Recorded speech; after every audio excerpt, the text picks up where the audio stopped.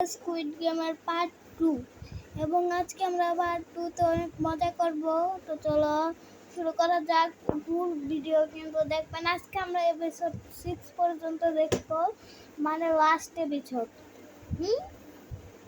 একটি প্লেয়ারদেরকে 30 মিনিট সময় দেওয়া হয় ব্লু টিমের প্লেয়ারদেরকে খুঁজে বের করার জন্য। জ্ঞান যখন ছড়িয়াতে প্লেগ্রাউন্ডে ঢোকার সময় বলে, ঠান্ডার বাচ্চা সব দোষ তোর, আমি তোকে ছাড়বো না, আর তোর কোনো তোকে আমার হাত থেকে বাঁচাতে পারবে না। তো সেকেন্ড এপিসোড শুরু হলে দেখা যায় আমাদের সেকেন্ড এপিসোড সাথে সাথেই 30 মিনিটের কাউন্টডাউন শুরু হয়ে যায়। তারা সবাই ব্লু টিমের প্লেয়ারদের খুঁজতে চারিদিকে ছড়িয়ে পড়ে। নামো নামে রেড টিমের একজন প্লেয়ারকে দেখা যায় সে ক্রসের ভিতরে লুকিয়ে রাখা ড্রাগের একটা ট্যাবলেট খেয়ে নেয়, যাতে সে আরো নৃশংস হয়ে উঠতে পারে। তো এই প্লেগ্রাউন্ডে ছোট ছোট অনেকগুলো ঘর ছিল। এক একটা ঘরের আবার কয়েকটা করে দরজা ছিল। এক দরজা দিয়ে ঢুকে আরেক দরজা দিয়ে বের হওয়া যেত, তবে প্রতিটা দরজা খুলতেই চাবির প্রয়োজন হতো। তো দরজা খোলার সময় জু খেয়াল করে তাদের এক একজনকে এক এক শেপের চাবি দেওয়া হয়েছে। প্লেয়ারদেরকে 3 রকম শেপের চাবি দেওয়া হয়েছিল। কাউকে সার্কেল, কাউকে ট্রায়াঙ্গেল, আবার কাউকে স্কোয়ার শেপের চাবি দেওয়া হয়েছে। আর এই দরজাগুলোতে সেই অনুযায়ী তালা লাগানো ছিল। তার মানে কারো কাছে যদি শুধুমাত্র একটা শেপের চাবি থাকে তাহলে সে সব দরজা খুলতে পারবে না। তবে লাকিলি জু, জুনলি এবং ইউসির মা এই তিনজনের কাছে 3টা শেপের চাবি ছিল। তাই ইয়ংশির মা এবং জুনলি তাদের চাবিগুলো ঝুঁকে দিয়ে দেয়, যাতে তারা দ্রুত দরজা খুলে এক্সিট পয়েন্টের দিকে এগিয়ে যেতে পারে। এদিকে নিগি এবং নামো মিলে ব্লু টিমের একজনকে ধরে ফেলে। নামো লোকটাকে মেরে ফেলতে গেলে নিগি তাকে থামিয়ে বলে তারা একসাথে লোকটার বুকে ছুরি ঢোকাবে, এটা তাদের হাফ হাফ খুন হয়ে যাবে। আসলে নিগি নামোকে ভরসা করছিল না, কেননা নামো একা খুনটা করলে তার রাউন্ড ক্লিয়ার হয়ে যাবে, তখন হয়তো সে আর নিগিকে হেল্প করবে না। তাই বুদ্ধি খাটিয়ে নিগি এই কাজটা করে। ফলে তারা দুজনে মিলে যদি এখন আর একজনকে খুন করে তাহলে দুজনেরই রাউন্ড ক্লিয়ার হয়ে যাবে। তাই লোকটাকে খুন করে তারা আরেকটা শিকার ধরতে চলে যায়। তখন রেড টিমের মিনসু আড়াল থেকে বেরিয়ে এসে দেখে খুনের সময় নামর ক্রসটা পড়ে গিয়েছে। মিনসু জানতো এটার ভিতরে ড্রাগ থাকে। এমনিতে মিনসু খুব ভদ্র এবং ভীতু একটা ছেলে ছিল, তার পক্ষে কাউকে খুন করা সম্ভব না। তাই সে যাতে নেশাগ্রস্ত হয়ে খুন করতে পারে এই জন্য সেও একটা ড্রাগের ট্যাবলেট খেয়ে নেয়। অন্যদিকে দেখা যায় জু, জুনলি এবং ইয়ংশির মা পালাচ্ছিল, কিন্তু দুর্ভাগ্যবশত সিঁড়ি দিয়ে ওঠার সময় জুনলি পা পিছলে পড়ে যায়। এই সময় সেখানে রেড টিমের একজন প্লেয়ার চলে আসে। তবে জু যেহেতু মিলিটারি ট্রেন ছিল, তাই সে রেড টিমের প্লেয়ারটাকে মেরে ওদের দুজনকে নিয়ে একটা রুমে ঢুকে পড়ে। এ সময় মাইকের অ্যানাউন্সমেন্টে জুনলি শুনতে পায় নিগি এই রাউন্ডে পাস করে গিয়েছে। তার মানে নিগি আর নামও মিলে ব্লু টিমের আরেকজন প্লেয়ারকে খুন করেছে। নিগি রাউন্ড ক্লিয়ার করে ফেলেছে শুনে জুনলি একটু নিশ্চিন্ত হয়। জু যখন জুনির পায়ে আঘাত লাগা জায়গায় চেক করে দেখে তার পায়ে বেশ ভালো চোট লেগেছে। তাই জু এবং ইয়ংশির মা তাকে ধরাধরি করে তোলার চেষ্টা করলে খেয়াল করে জুনির ডেলিভারি পেইন উঠেছে, আর এখনই তার বাচ্চা ডেলিভারি করা লাগবে। তাই জু দরজার কাছে গিয়ে পাহারায় দাঁড়ায় যাতে কেউ ভেতরে আসতে না পারে। আর ইয়ংশির মা জুনির বাচ্চা ডেলিভারি করার কাছে লেগে পড়ে। এদিকে ইয়ংশি মারার জন্য ব্লু টিমের একজন প্লেয়ারকে পেয়ে যায়।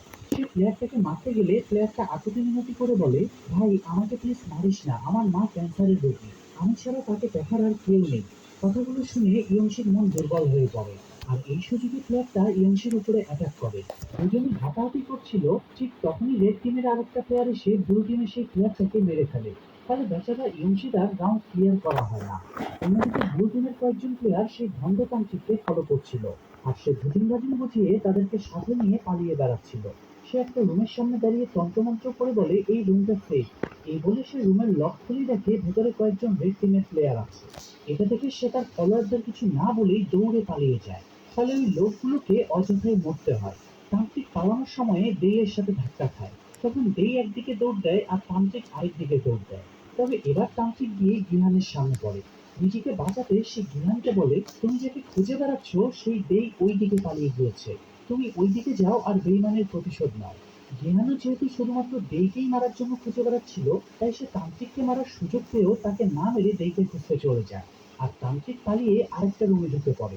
আর এই রুমটাই হলো এক্সিট পয়েন্ট গুলোর একটা। তান্ত্রিক তখন খুব আনন্দের সাথে চাবি ঢুকিয়ে দরজার লক খোলার চেষ্টা করে, কিন্তু সমস্যা হলো এই দরজায় 3টা লক আছে, অর্থাৎ দরজাটা খুলতে 3টা শেপেরই চাবির প্রয়োজন। তাই সে বাকি দুটো শেপের চাবি খুঁজতে বাইরে বেরিয়ে আসে। সে প্রথমে সিঁড়ির নিচে একটা লাশ পড়ে থাকতে দেখে তার গলায় চাবিটা চেক করে, কিন্তু এটাও রাউন্ড শেপের চাবি, যেটা তার কাছে আগে থেকেই আছে। তো সে যাতে পথ ভুলে না যায় এই জন্য রক্ত দিয়ে দেয়ালে একটা অ্যারো চিহ্ন দিয়ে রাখে এবং চাবি খুঁজতে থাকে। অন্যদিকে মিডি আর নামোর রাউন্ড ক্লিয়ার হয়ে গেলেও তারা ব্লু টিমের আরো প্লেয়ারকে খুঁজে বেড়াচ্ছিল, কারণ যত বেশি প্লেয়ার মারা যাবে তাদের প্রাইস মানিও তত বেড়ে যাবে। ব্লু টিমের জঙ্গি পালানোর সময় খেয়াল করে ওরা দুজনে এগিয়ে আসছে, তাই সে একটা ট্রিক্স খাটায়। সে একটা লাশের রক্ত নিজের মুখে এবং জামায় মাখিয়ে নেয়, এরপরে লাশটার পাশেই মরার ভান করে পড়ে থাকে। এ সময় আবার চাবির খোঁজে তান্ত্রিক জন্ডুর কাছে আসে এবং তার গলার চাবিটা টান দেয়। ঠিক তখনই জন্ডু উঠে বসে তান্ত্রিককে চমকে দেয়। তান্ত্রিক তখন জন্ডুকে জানায় সে এক্সিট পয়েন্ট খুঁজে পেয়েছে। এটা বলে সে জন্ডুকে নিয়ে আবারও ওই রুমটাতে যায়। জন্ডুর কাছে বাকি দুটো শেপের চাবি ছিল, তাই তিনটে চাবি দিয়ে ফাইনালি দরজাটা লক খুলে যায়। কিন্তু জন্ডু এখানে তান্ত্রিকের সাথে গাদ্দারি করে। সে তান্ত্রিককে রুমের ভিতরে ফেলে রেখে একাই বাইরে পালিয়ে যায়। নিরুপায় তান্ত্রিক তাই দরজা ধাক্কিয়ে জন্ডুকে গালাগাল করতে থাকে। তবে লাভের লাভ কিছুই হয় না। উল্টো সাউন্ড শুনে সেখানে মিনসু চলে আসে।